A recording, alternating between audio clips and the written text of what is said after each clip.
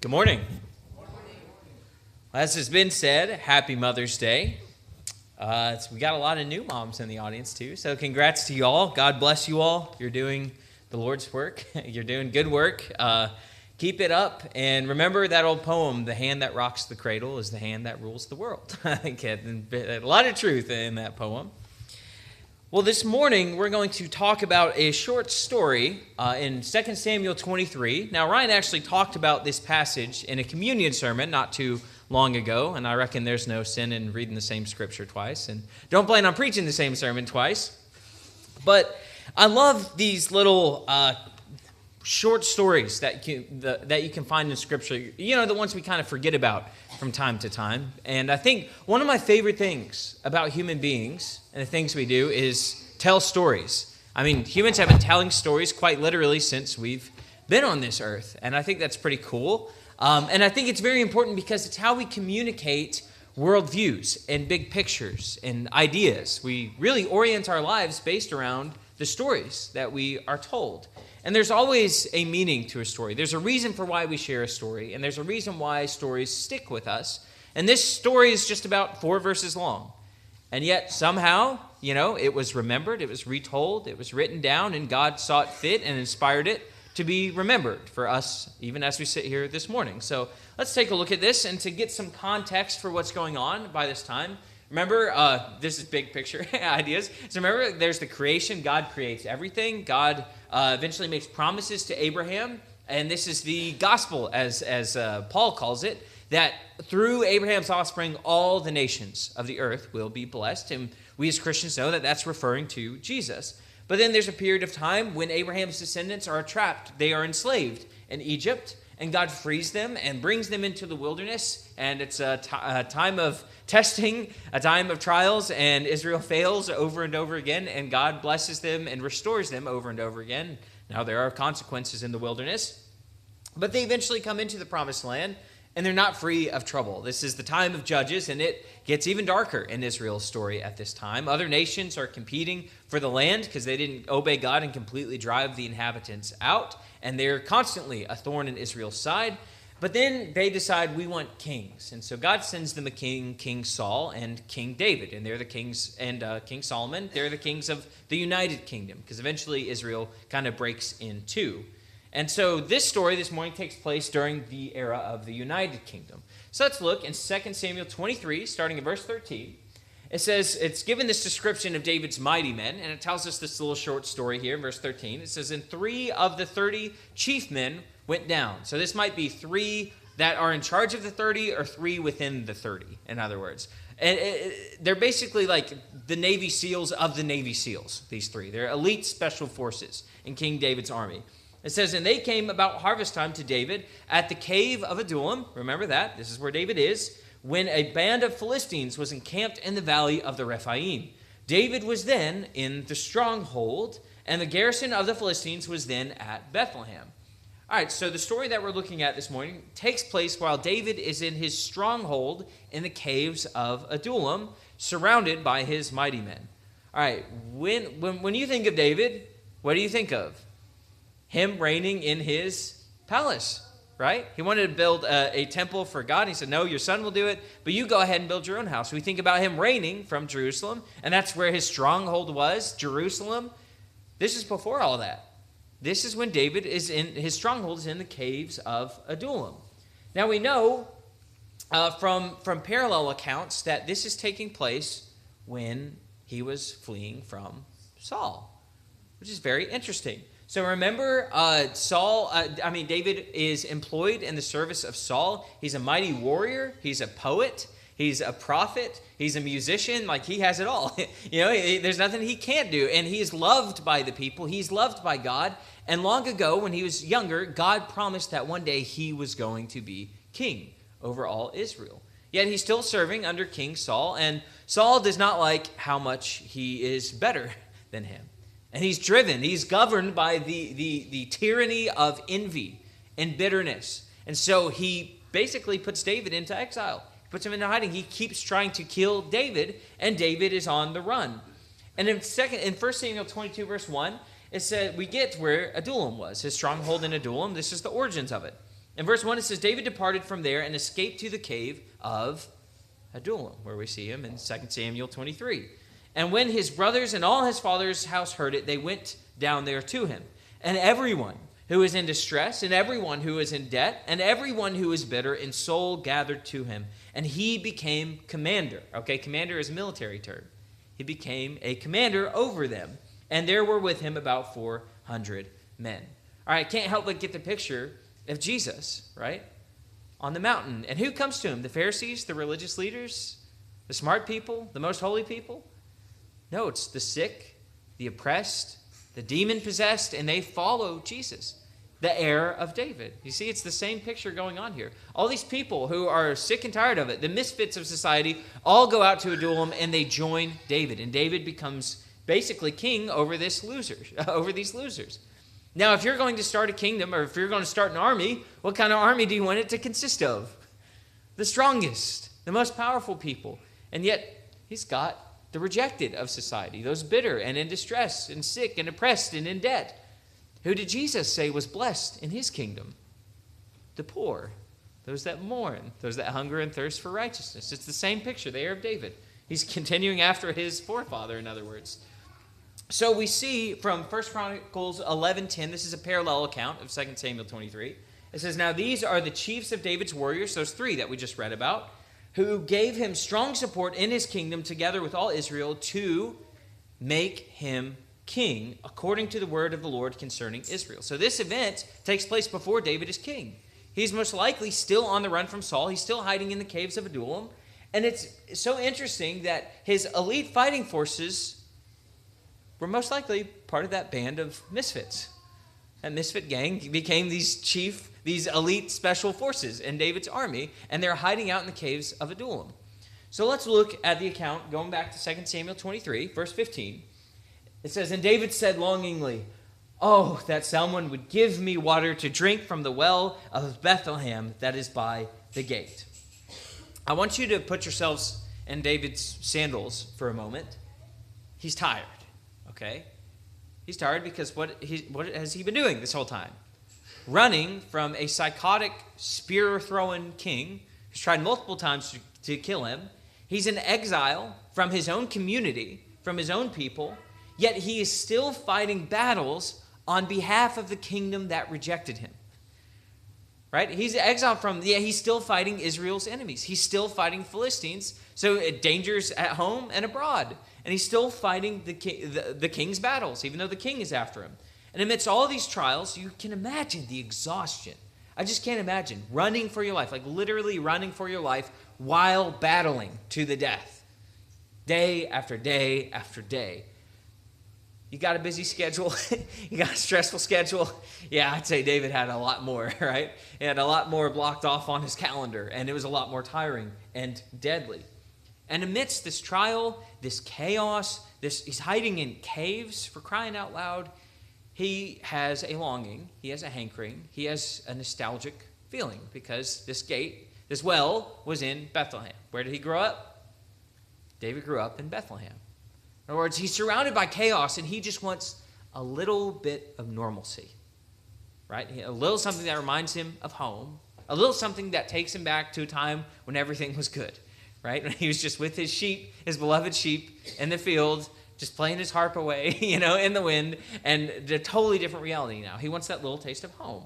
And this, just so you get a mental image, we don't know if this is the exact cave, but the Adullam Valley, it has a lot of, it's a very cavernous region. So just picture something like that. You see it's very mountainous in that region. You've got some high ground there.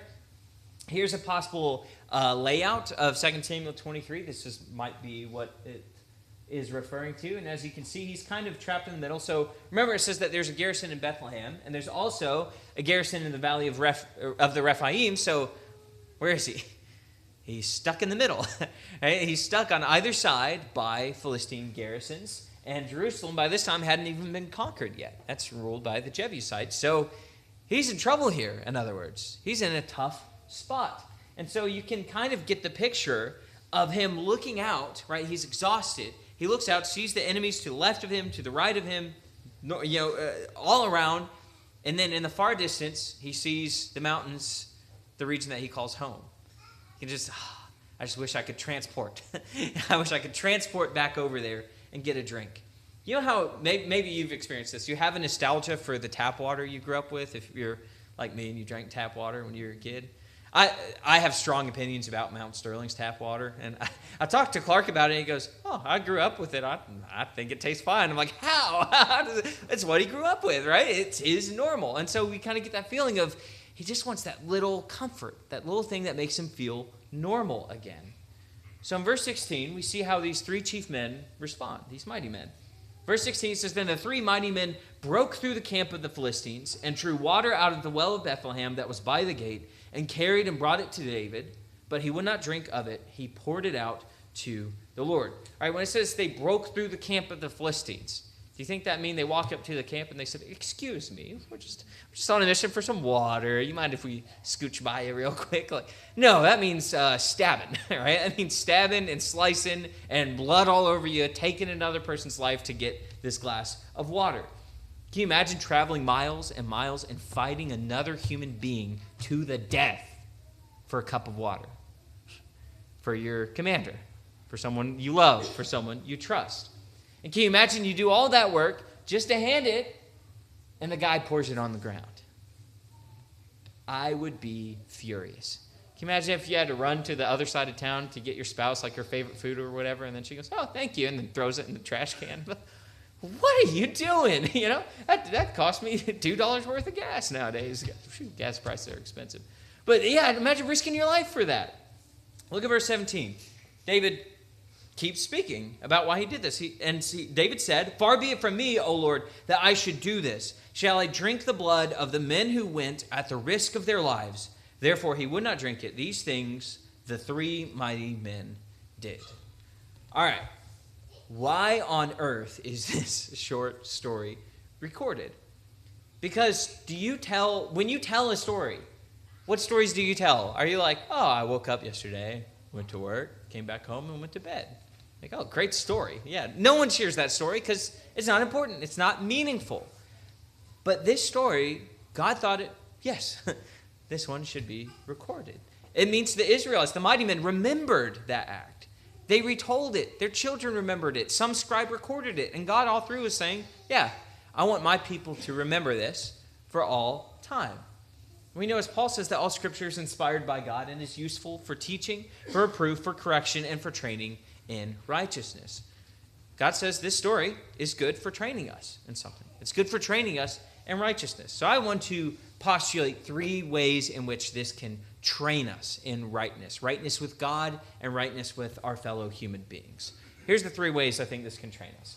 One, I believe that this story can train us to look around. David was in distress when he was struck with that homesick feeling for normalcy. And he wished from a well from his childhood home. And I think we can all realize that David's not unique in that desire or in that feeling. I think that, in my belief, it's nostalgia that is the opium of the masses. Because, restaurants nowadays, they're actually redesigning their interior and branding to look more vintage or to be more retro, to appeal to that nostalgic feeling of going there when you were a kid. To invoke all those familiar feelings, right? Maybe those like, oh, I remember the good old days when I didn't have a care in the world and walked into Fazoli's or whatever it was, and you get those nostalgic feelings. Taco Bell not too long ago had their retro menu pull back, and that did hit me waves of nostalgia. It's like, this was on the menu when I was in high school, and I loved it. It's for a reason, because as it feels like the world gets more and more chaotic, right? We feel like we have more and more battles, and even more do we long for the good old days. Right? For the better days. And we can kind of fix our eyes on that time because we want to go back when we felt like everything was okay. I think there's a very serious danger in that. Not that it's always bad or always wrong, but there is a danger to it. I think of Exodus 16:3 when the people are delivered, and what are they doing in the wilderness after God saves them? They're saying, remember the good old days in Egypt when we had meat to the full. We could eat whatever we wanted, whenever we wanted. They were crying out to God in bitter distress. But what did their nostalgia do for them? They had a blind spot for all the bad stuff that was going on in the time, and they didn't see all the good that was immediately around them. I think that's why the Kohelet, the preacher, says in Ecclesiastes 7:10, say not, why were the former days better than these? For it is not from wisdom that you ask this. As with most things, there are two extremes. But we have to realize that if our vision is solely fixed on the past, we fail to see the good that God is doing in our lives now. I think that often glorifying the past causes us to demonize the present. We only see the good in the past, and we only see the bad in the present.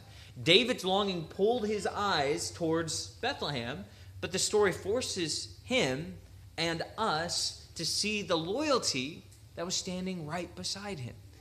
He had these men who were directly at his side, who were willing to risk their lives on a whim, right? On a casual word.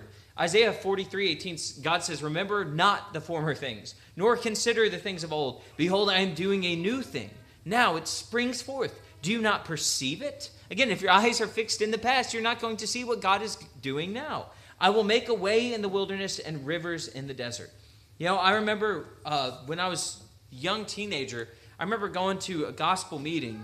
I have no clue who it is, so anything like that. But to me, at the time, the sermon entirely was built up of how everything was awesome when he was a kid and how all kids are terrible now.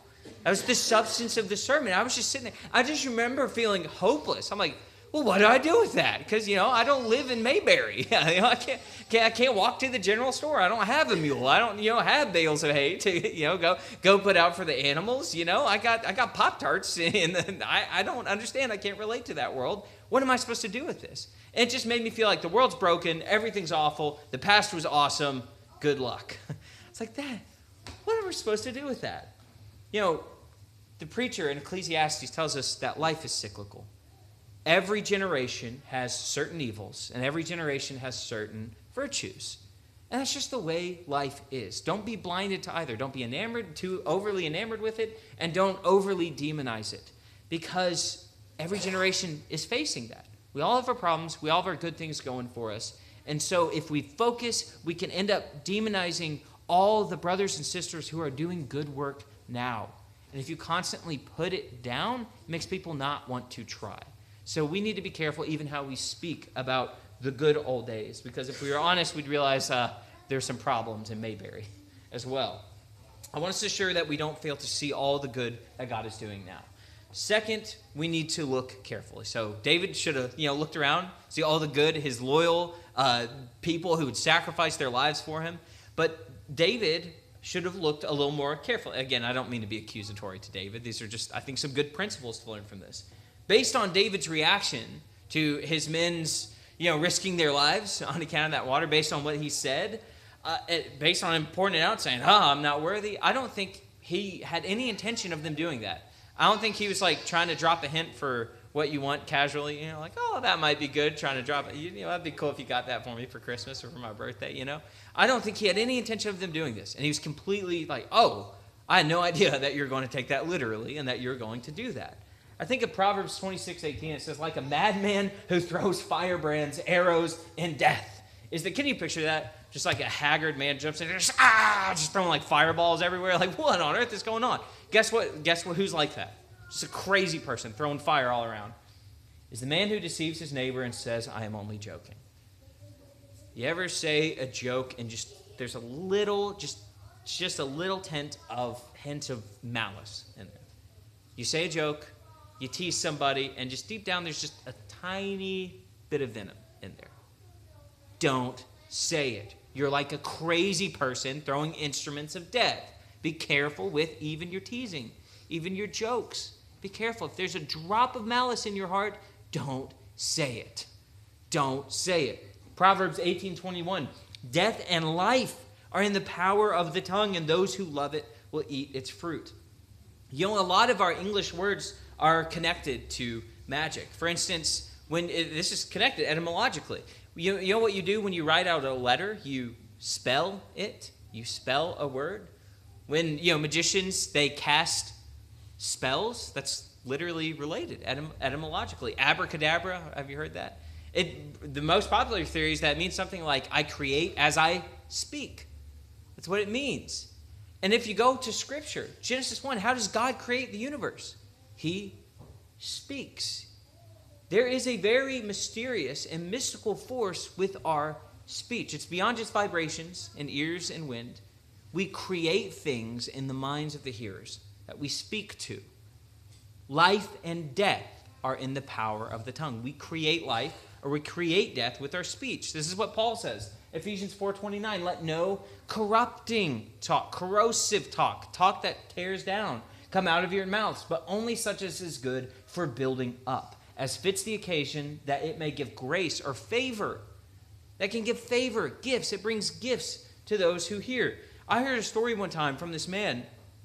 He was a grown man, okay? Grown man, wife, kids to boot, the whole kit and caboodle. Professional, everything else. And he never smiled in pictures. In family pictures, if someone took a picture of him, he smiled, but he'd always close his mouth. The closed mouth smile, wouldn't show his teeth.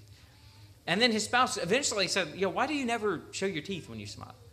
And he realized when he was in high school, when he was a kid, when he was in high school, he had this high school girlfriend that said, you'd be a lot cuter if your teeth weren't so ugly. She said that. And he had forgotten about it, but that governed his behavior well into adulthood because of a thoughtless child's words. Our words matter. My words matter. Your words matter. Parents' words matter. Elders' words matter. Preachers, teachers, co-workers, siblings, brothers and sisters in Christ. We speak. Every time we speak, we're creating something, whether you like it or not. We're creating a nothing burger, or we're creating death, or we're creating life. And we need to be alive. God gave us one mouth and two ears for a reason, so we don't make double the mistakes, right? Consider our words carefully. A word said lightly, a word said carelessly has more impact and influence. I'm sure we all have things that we remember a parent, a sibling, a friend, an ex-boyfriend, girlfriend from long ago said that has just shaped who we consider our identity to be. It shapes how we behave. So we need to be very thoughtful with our words. Finally, we need to look up. When David realized the gravity of what this meager cup of water cost, he looked up. When I was a kid, I always tended to see David as wasting the water. Like, well, that was a waste. But that's not the point at all. It was that David realized that this gift was too precious for him. That gift was too precious. The sacrifice of love, he calls it a cup of blood, right? He says the only one who is worthy of a gift this precious is the creator of heaven and earth. I'm giving it to him. I'm not worthy of this gift. I'm giving it to the only one who is worthy of this gift. You see, that's why he's looking up. It's not that he considered it worthless. It's quite the opposite. He said this is a gift too valuable for a human being. Jesus says in John 15:13 through 14, greater love has no one than this, that someone lay down his life for his friends. That's really what David's friends were doing for him. And Jesus says, you are my friends if you do what I command you. Therefore, I will lay down my life for you. When I was just on vacation this past week, and it was very nice reading my Bible without looking for a sermon or content. I was like, oh, I kind of forgotten what this just reading for the sake of reading. I came across this passage, it just stuck with me all week. I don't really think often about Jesus calling me his friend. I never will. I never do feel worthy of that title for Jesus to call me his friend, call you his friend. Jesus saw fit to die for his friends. And we are his friends if we follow him in trust and love and obedience and loyalty. What do we do with a gift like that? If David wasn't worth the gift, right, the blood of this band of losers, David didn't see himself worthy of that, how are we worthy of the cup of blood from the Son of God? What do we do with that? Well, the answer, I believe, is we look up. We give our lives back to God. Romans 12:1, Paul says, I appeal to you, therefore, brothers, by the mercies of God, to present your bodies as a living sacrifice. Right? We don't pour it out on the ground. Every day is a sacrifice. We offer up our flesh daily. He says, holy and acceptable to God, which is your spiritual worship, latreo, sacrifice. We live as if our lives are not our own. Jesus paid an awful price for our lives So let's be like David and offer them back to God. Every day we die to our desires and live for God's glory. So I hope this has been helpful to you, maybe because, again, stories shape our perception. And I hope this story will change the way that you look around instead of always to the past, that you look around you, look at all the goodness around you. You look carefully at things. You see the real cost behind things, and that you look up. You remember that your life is not your own and that Jesus paid an awful price for your body. You know, Jesus offered up his body so that we will receive the imperishable, glorified body in the world to come. And if you're a Christian and you haven't been looking around, you haven't been looking carefully, and you haven't been looking up, wake up. Right? Let this story, teach you. Training in righteousness and rebuke and reproof, right? Let it kind of whip you a little bit into shape. And if you're not a Christian, you're missing out, man. You're missing out on life. You're missing out on purpose, on identity, on mercy upon mercy, and God's everlasting, faithful loyalty to you in the world to come. If you have any need this morning, we ask that you come forward as we stand and sing.